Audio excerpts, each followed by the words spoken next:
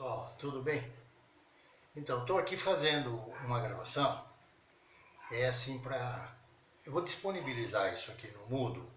O assunto é o da primeira aula, né, de Direito, Família e Sucessões nossa, ele vai estar lá no Moodle, para que você, digamos assim, não estava na aula, deixa eu dar uma olhada como é que é esse assunto aí, né? O que eu vou fazer é um resumo desse assunto da aula, a primeira parte do casamento, e para que você também possa, assim, sabe, o tempo vai passando no bimestre, chega a época de prova, bom, deixa eu dar uma olhada aí como é que foi. Isso, em suma, fica disponível para você essa gravação aí lá no Moodle, né?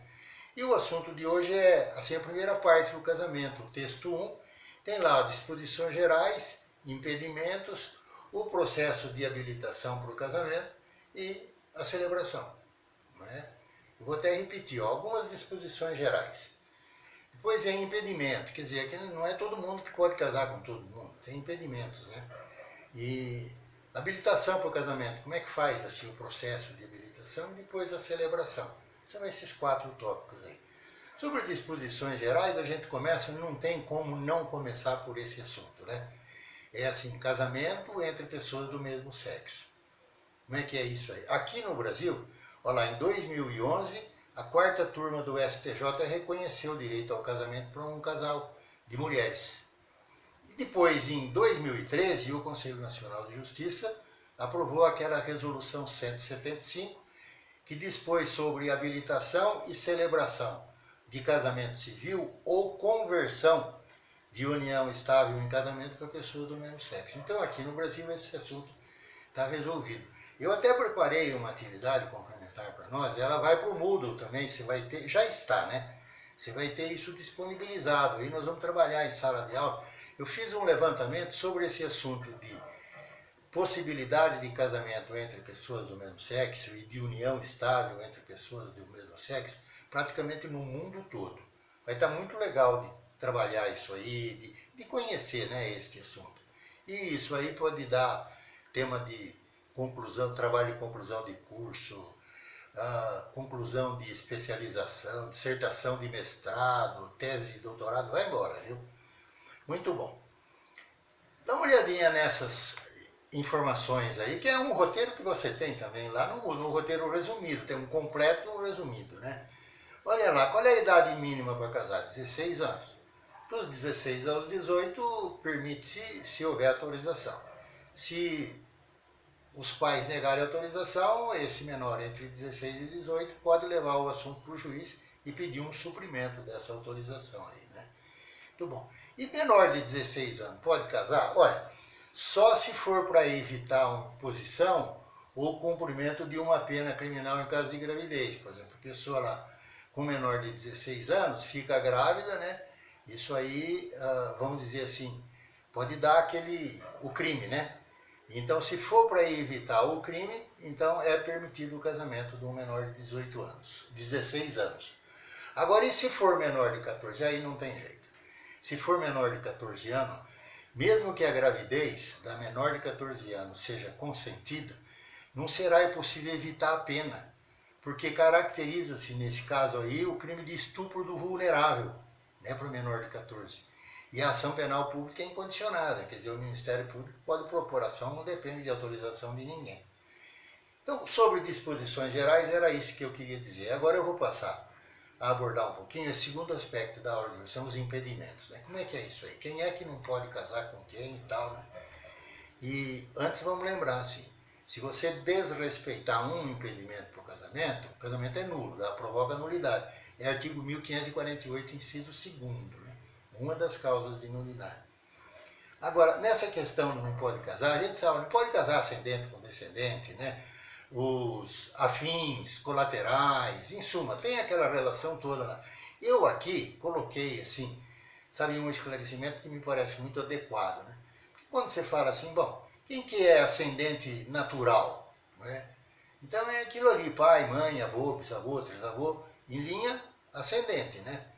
Agora, se for na linha descendente, então é filho, não pode casar pai com filho, né? Essas coisas assim, a gente sabe disso.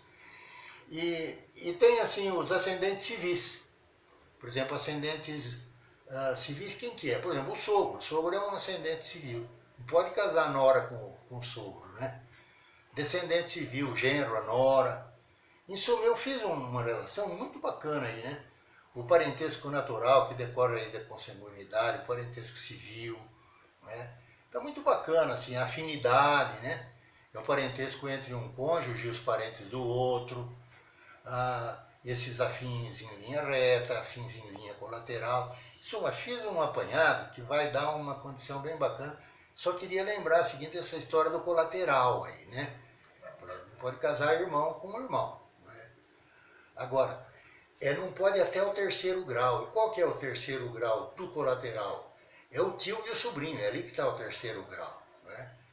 Agora é interessante, tem um decreto-lei, olha só, hein, do ano de 1941, decreto-lei 3.200, né? Quer dizer, sempre que a gente fala em decreto-lei é porque está em regime de ditadura, né? Decreto-lei 3.200. Diz que se fizer o exame, assim, uma perícia, e constatar que não tem o risco, por conta de consanguinidade, para um eventual nenê que venha a nascer, o tio e a sobrinha, ou a tia e o sobrinho, podem se casar. É um entendimento majoritário, está bem explicadinho ali. Inclusive o nome desse casamento é interessante. Quando é permitido o casamento de tio com sobrinha, eles se casam, então chama-se casamento avuncular. Tá legal? Muito bem. Sobre processo de habilitação para o casamento. Olha ali assim, ó. É dever do oficial esclarecer os nubentes sobre os diversos regimes de bens. História que é essa aí, né? Quais são os regimes de bens previstos no Código Civil? Comunhão parcial, comunhão universal, participação final nos aquestos e separação. Vamos estudar os montes isso aqui, né? Agora, não esquece do seguinte, ó. Artigo 1639, interessante isso aqui. É lícito aos nubentes, antes da celebração do casamento, estipular quanto aos seus bens o que lhes aprouver, né? Então você pode combinar a respeito dos bens aí. Mas veja essa regra aqui, ó. Artigo 1640. Não havendo convenção, ou sendo essa convenção nula ou ineficaz, vigorará quanto aos bens entre os cônjuges o regime da comunhão parcial. Isso é a partir do Código de 2002. No regime do Código anterior, vamos dizer, o regime legal, denominado regime legal, era o da comunhão universal. Quando entrou em vigor o Código de 2002, mudou. O regime legal, aquele que se você não combina nada em sentido contrário, ele vigora, é o da comunhão parcial. Agora, para os demais regimes, precisa fazer o pacto antinupcial, né? Tem que ir para o cartório de notas e fazer uma escritura e tal. Muito bom. E para encerrar isso aqui, a celebração do casamento. Tá bom até de encerrar, porque tudo muito seco nessa época aqui, assim, né? A garganta fica seca também. Começa a tossir na gravação, mas não tem importância, né? Encerrando, celebração do casamento. É permitido o casamento por procuração? Olha que interessante, ela pode ser revogada, né? Pensa assim, a gente como advogada utiliza a procuração para tudo o trabalho, né? Pensa assim, é permitido o casamento por procuração? E ela pode ser revogada? Olha a resposta, sim, é permitido. Desde que seja um procurador com poderes especiais e que esta procuração tenha sido lavrada num instrumento público, ou seja, em cartório. Agora, a respeito da revogação, ela é permitida, desde que a revogação também seja feita por instrumento público, ou seja, em cartório. Isso está ali, artigo 1542, parágrafo 3º e parágrafo 4º. Então, pessoal, essa era uma exposição breve que eu queria fazer e vou repetir. Para que serve esta gravação que eu faço aqui?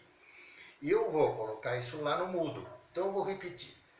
Vai passando o ano aí e tal, chega uma época da P1. Fala, pô, na P1 esse assunto aí cai para a prova, tá? Deixa eu dar uma olhada como é que foi lá. Além de um roteiro completo, no qual você pode estudar, você tem um papo desse aqui comigo, com uma explicação e tal. Esse é o objetivo dessa gravação. E nós vamos fazendo isso aí, aula por aula e tal. Espero que você tenha aproveitado, que aproveite, estuda bastante aí. Vamos em frente que nós vamos fazer um curso bem bacana de direito de família e sucessões. Tá bom, pessoal? Um abração para vocês, a gente vai se falando, tá? Tchau!